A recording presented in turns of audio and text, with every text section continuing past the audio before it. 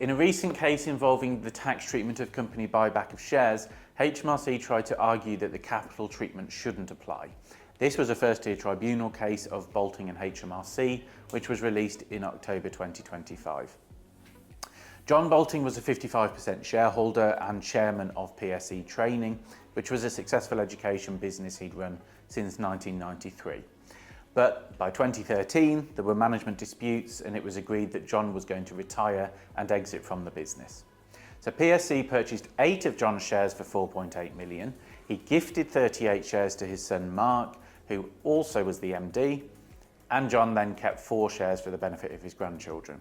And HMRC tried to challenge this, saying this should be taxed as income, as a dividend, not as capital gains. So what are the key rules about capital treatment of purchase of own shares? This is outlined in section 1033 of CTA 10, and it sets out several conditions, but this case really hinged on condition A, which is the purchase must be wholly or mainly for the purpose of benefiting the company's trade. HMRC argued that the purchase failed this test for 3 reasons. The first, the business was already profitable, so the purchase wasn't necessary. The second, the price was excessive, suggesting the real purpose was to extract cash or for rewarding John for his previous contributions. And third, John didn't sell all of his shares to the company, which HMRC said showed it wasn't really about removing him from the business. So the tribunal disagreed with HMRC on all of those points. On the necessity point, they said, yes, the business was profitable now, but without the investment, it would decline within 2 to 3 years, and that's what John was blocking. So his removal enabled the business to make those investments and sustain profitability. On the valuation point, the tribunal said that the key question is the purpose of the purchase, not whether the price is perfect. So Mark Boulting genuinely tried to value the company, then negotiated it down from 73 to 60 million, and the board believed this price was necessary to secure his exit.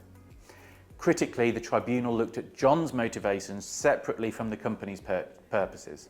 Even if John wanted ego gratification or reward for past efforts, that wasn't the company's purpose. And on the gift element, the legislation doesn't require the purchase to achieve the trade benefit in isolation. John wouldn't have exited without the purchase. The additional gift element just got him to the end position.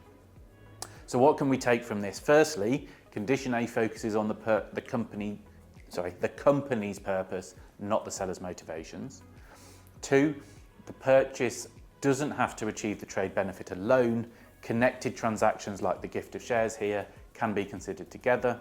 3, a purchase can be mainly for trade benefit, even if the price is negotiated higher than strict market value, provided the company genuinely believes that price is necessary to achieve this exit.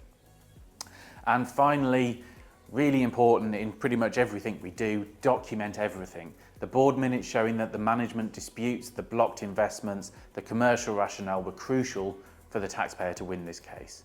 So essential planning for a shareholder exit, get it wrong, and we're facing income tax rates instead of capital gains, even though you're looking at a disposal of shares. That's how the company buyback of shares tax rules work. So be really careful, but I think this is a really useful case to just drive home some of those key technical points.